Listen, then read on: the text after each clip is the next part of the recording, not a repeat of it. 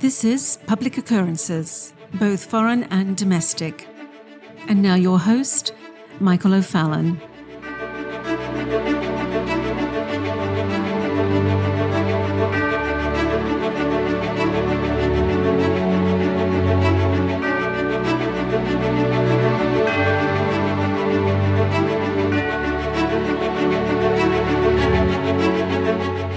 We are being transitioned daily from an analog world of objectivity, of real and true relationships, of real and authentic experiences, of life itself. And we are being transitioned into a digital world of subjective, manipulative experiences, of fake online digital relationships, where some of our interactions are even with bots as opposed to human beings. And we are being talked into surreal, fake, unreal experiences. We have been living in pure simulacrum, a hyperreal world with continuous feedback loops that convey the unreal for the real. And we are convinced to make real and actual decisions based upon unreal, hyperreal propaganda that has been flowing to us in a daily diet for several years now. And in the last several years, despite the efforts of mainstream media to pump in their reflexive wheel of lies, and despite the best attempts of social media to shut down any speech that dares to challenge their planned and strategic narrative that you must not only believe, but you must celebrate.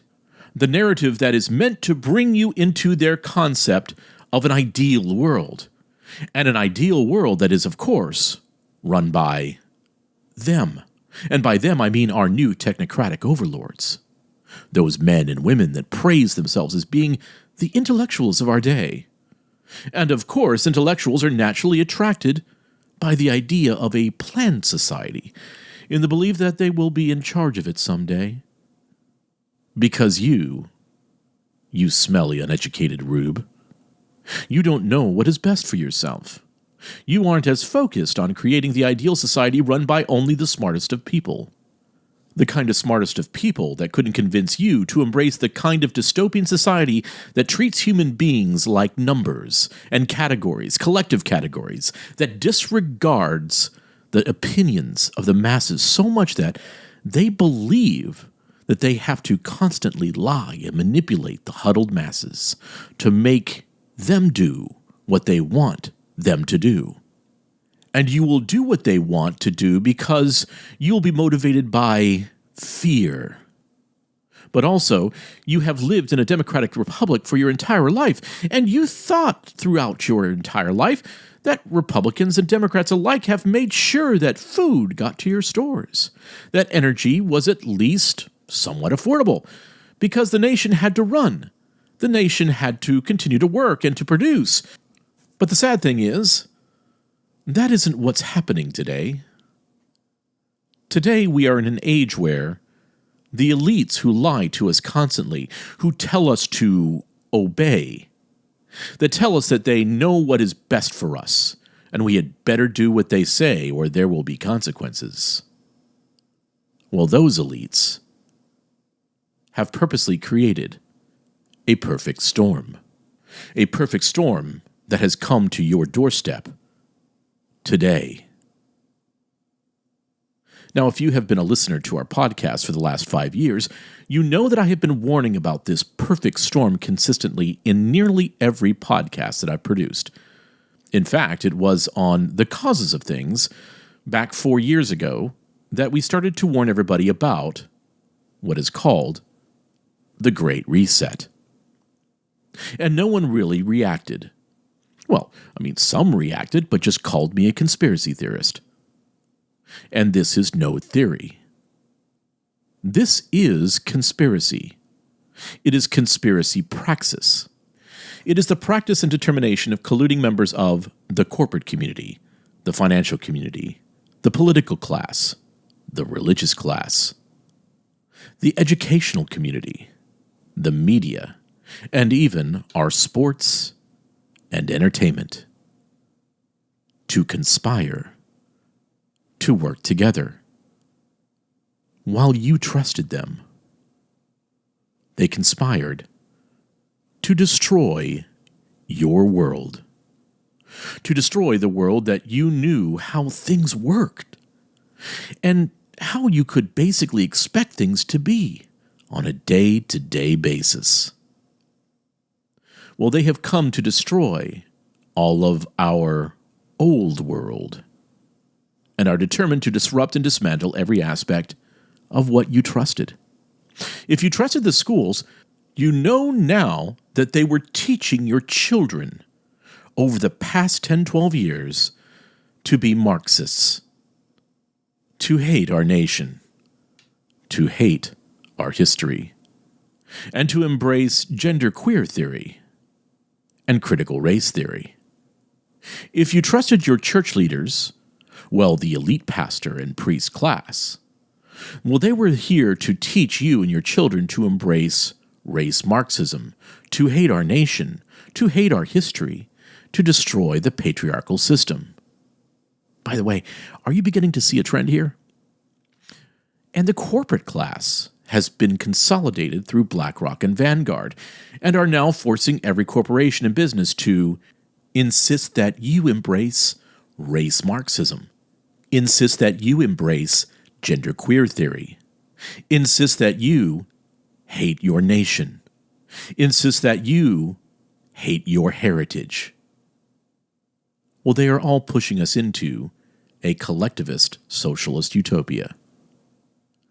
And the contradictory nature of the socialist utopias is one explanation of the violence involved in the attempt to impose them, because it takes an infinite amount of force to make people do what is actually impossible. And you have seen the violence in the streets of America, violence in the streets of Australia, violence in the streets of Europe, like you have never seen before in our lifetimes. And that is because the entirety of the free world is currently in obedience school. And you must obey as we are being transitioned from an on-demand economy to a rationed economy. And maybe you never thought for a second before that America could be brought to its knees to where we had to ration gasoline, ration food, ration baby formula. But here we are. And it isn't by accident. It is by design. And our future masters have made sure that you are plenty distracted, that you have your mind on things that don't matter, so that they can manipulate the things that do matter. Because our future masters, you see, they know what is around the corner. Because they have laid out and planned what is around the corner. In the strategic plan to disrupt and dismantle our capitalist systems in America. People in our society own things, their labor included, by the way, and can trade those things freely with others. They can buy, sell, accumulate, save, share, and give. They can enjoy all that their freely exercised labor can secure for them, and even, if they choose, actually do nothing and still survive. You can take away the freedom to buy and sell. You can compel people to work on terms that they would not freely accept. You can confiscate property or forbid this or that form of it. But if those are the alternatives to capitalism, there is, now, no real alternative except for slavery.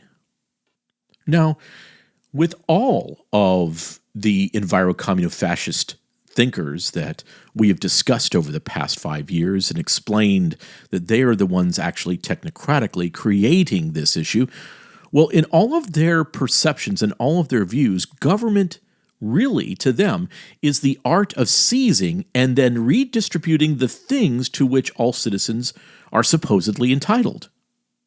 It is not the expression of a pre-existing social order shaped by our free agreements and our natural disposition to hold ourselves and our neighbors to account. It is the creator and manager of a social order framed according to an idea of social justice and imposed on the people by a series of top-down decrees. That is what government is to them. And they are the ones making those top-down decrees. And we have allowed them to make those positions in government that really have not existed until now, and allowed them to become our masters. And without even a squeak of a complaint from the Republicans, which means it is up to us now. And speaking of it being up to us, by the way, you want to know what else is going to be up to us? To you and me? Well, it's going to be protecting ourselves and our families. It is up to us. It is your responsibility to protect yourself and your family. And that is because we have district attorneys who won't prosecute criminals. We have politicians who are neutering our police. We have politicians and judges who are hell-bent on ending the Second Amendment, on making it impossible for you to defend yourself. We are ending the opportunity for men to be heroes, to save the defenseless. And our future masters are brewing a storm of chaos in our neighborhoods and cities, crime-ridden streets where there is no law, violence in neighborhoods where we are hesitant to defend ourselves against violence. And it isn't just physical protection that we are not allowed to practice, but we are now being financially assaulted. And even if you have protected yourself against financial assault and damage for years, your ability to protect your family is now being strategically attacked.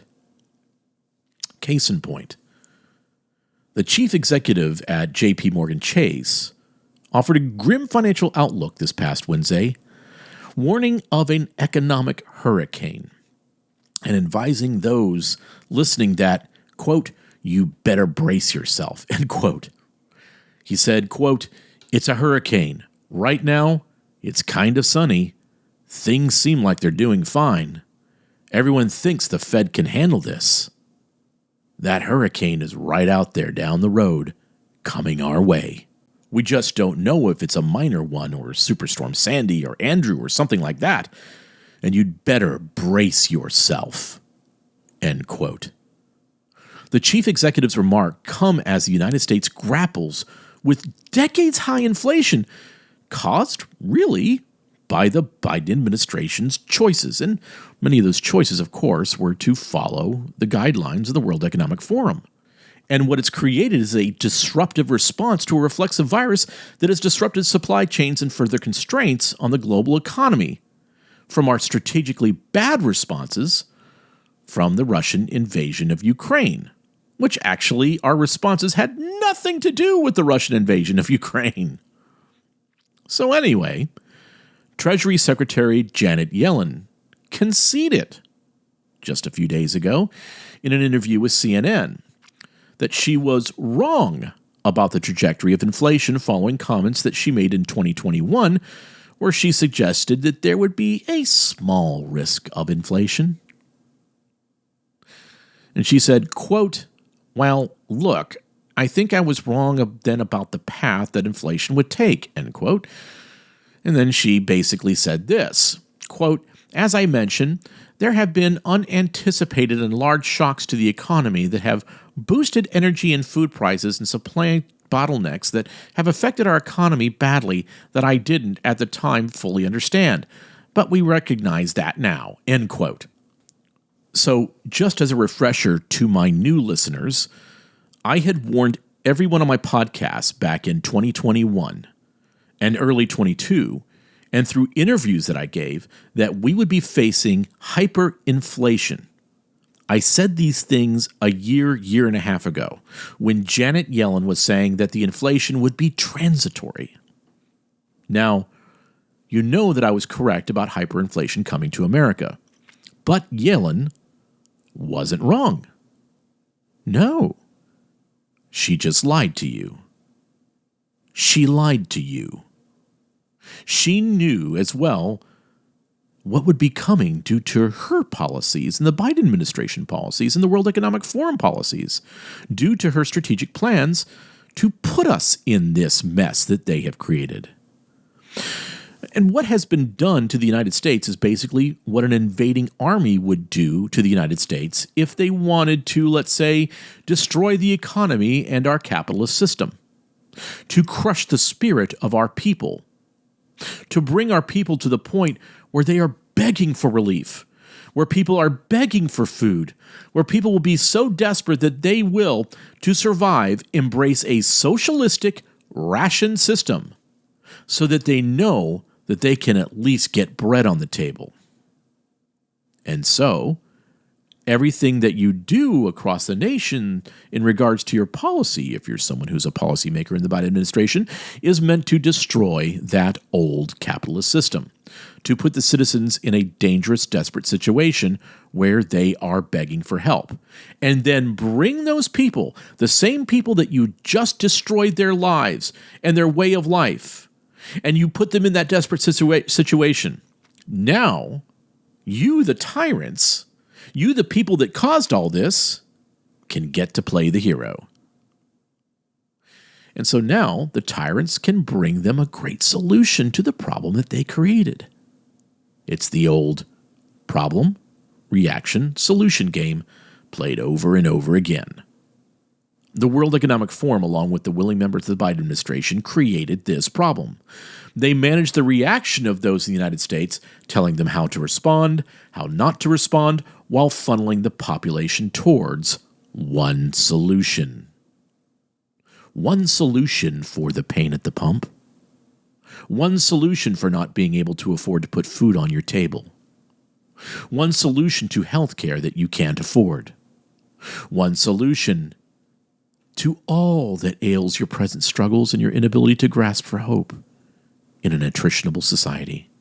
The technocrats want to provide one solution to the problems that they have created.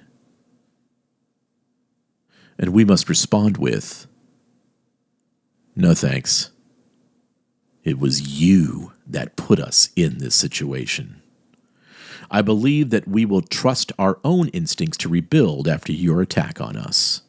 And we can rebuild our nation with integrity. We can rebuild our nation with honesty. We can restore the pillars of our society that the Marxists have infiltrated. We need to defenestrate the Marxists and rebuild those pillars not just with the intent of doing good, but also with the intent of defeating evil.